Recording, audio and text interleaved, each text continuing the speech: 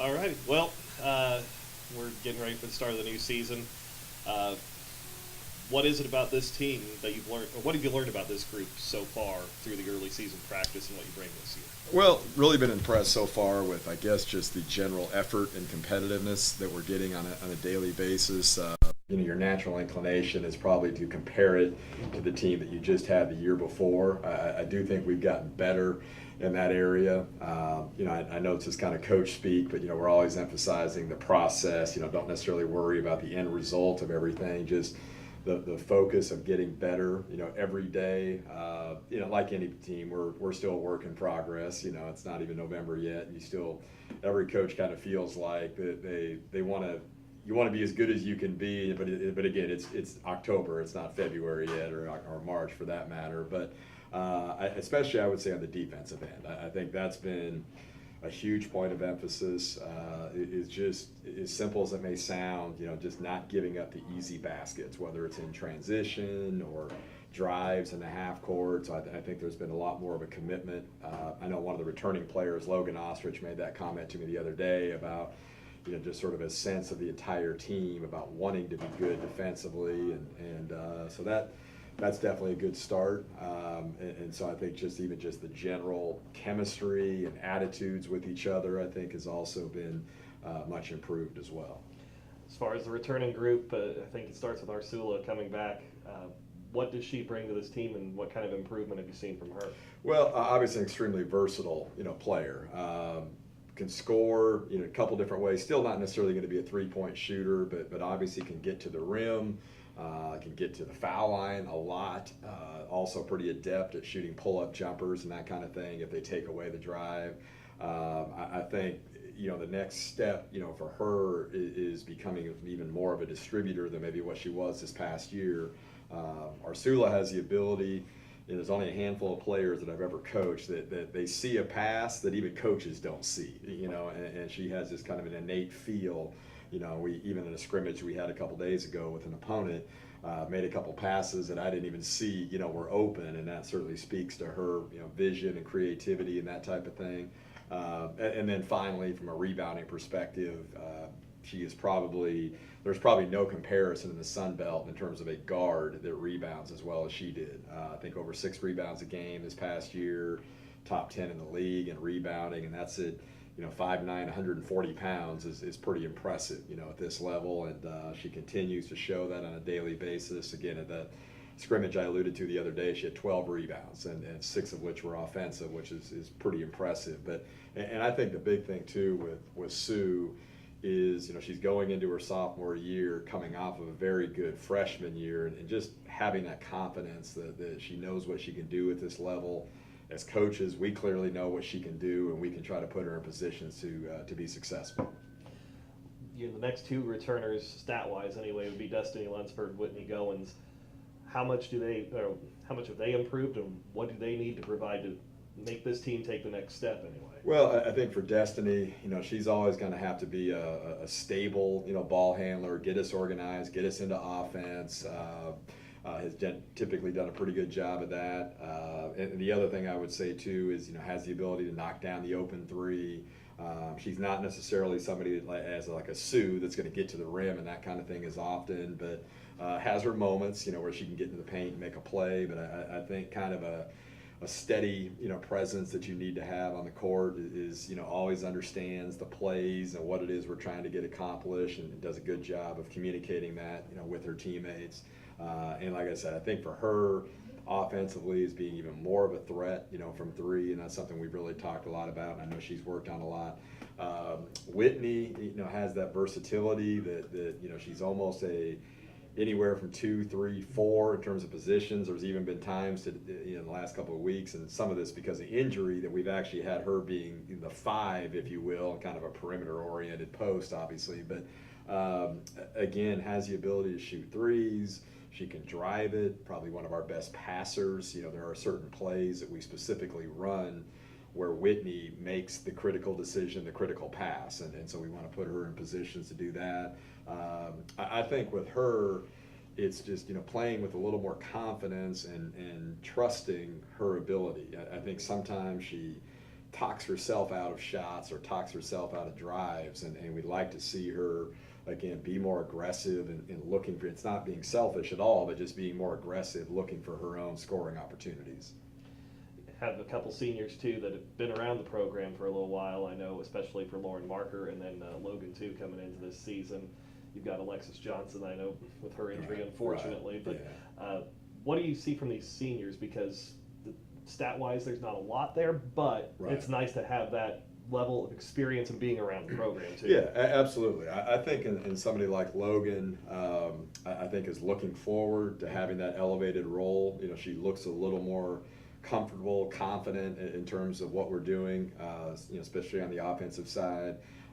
I've kind of, you know, going back to our spring meetings, you know, after the season and after all of our spring workouts, kind of challenged her to, I guess the term would be to use it, be referred to as a stretch four, as they say in the NBA. But and she showed that even the other day in the scrimmage, you know, knocking down a couple of threes, and just to kind of play to the strengths of what she can do. She's not really going to be a back to the basket post or necessarily try to take you off the dribble a whole lot, but she can knock down a three and put it on the floor here and there. But she just looks like playing with a lot more confidence. Unfortunately, got sidelined with her own injury for a couple of weeks, but just came back a few days ago. So eager to see, you know, what she can provide. And I think, you know, she wants to go out on a high note, you know, both for herself personally and with the team. And again, I think, you know, like I said, she's been impressed with the improvement that we've made, you know, collectively as a team, as I said, about on the defensive end. Lauren Marker, you know, again, been with us for 4 years now, has always been a pretty solid three-point shooter.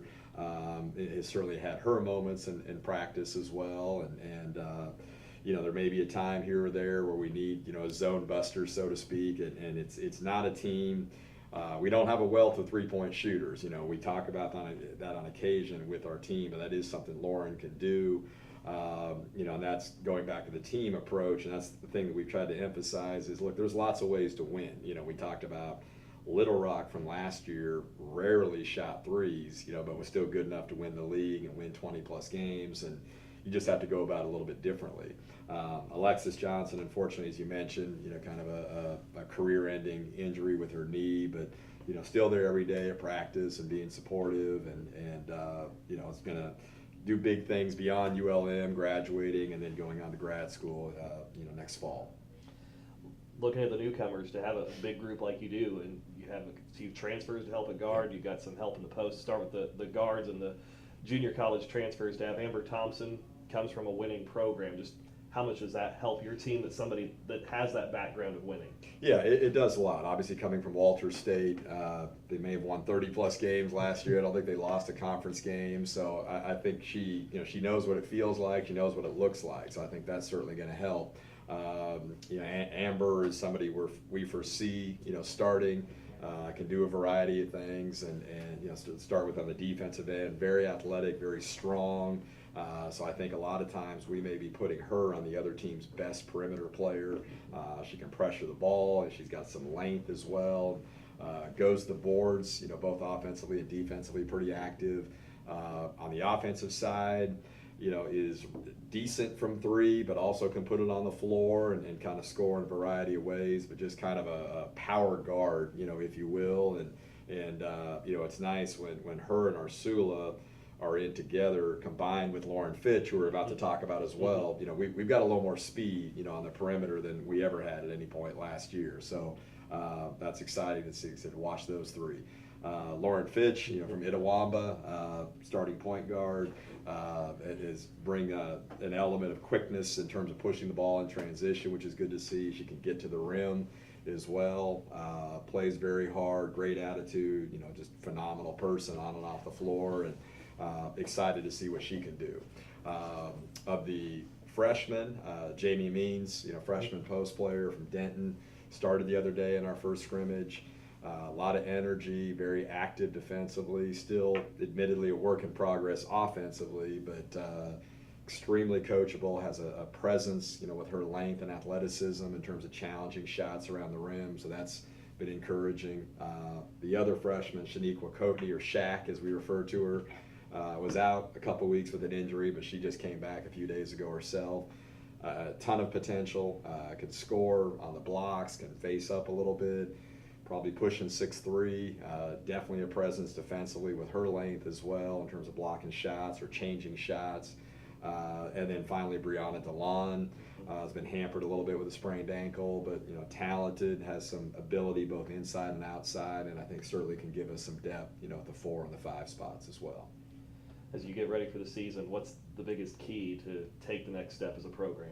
Well, I think there's obviously lots of things that go into it, but just as I said, going back to the beginning of the interview, just keeping and getting better, on a daily basis at that competitiveness, that aspect has got to be there. And we talked about this the other day before the scrimmage, but, competing in all 3 phases, offensively, defensively, and of course on the boards, and we're not, we know who we are, or at least we should be figuring that out. We're probably not going to be a team that's, winning games that are getting into the 70s or 80s. I just don't think we're wired that way. That being the case, we've got to be really good, defensively. We've got to continue to make an effort, to improve in that side of the ball. Part of being good defensively is being good rebounding. We've got to find a way to hold teams to one shot. I think that's going to be critical. On the other end of the floor, we've got to find a way to get second shot opportunities. Like I said, we're probably not going to be raining threes anytime soon. So, we've got to find a way to get some extra possessions in that regard and limit the opponent. Offensively, again, it's been a little bit inconsistent, but not turning it over. That's going to be a huge thing for us is taking care of the ball. I think we have a little better sense this year already of shot selection. That we've been way more impressed, I think, thus far in terms of the shot selection that we've shown both in practice and the scrimmage the other day. So I think that's certainly a good sign.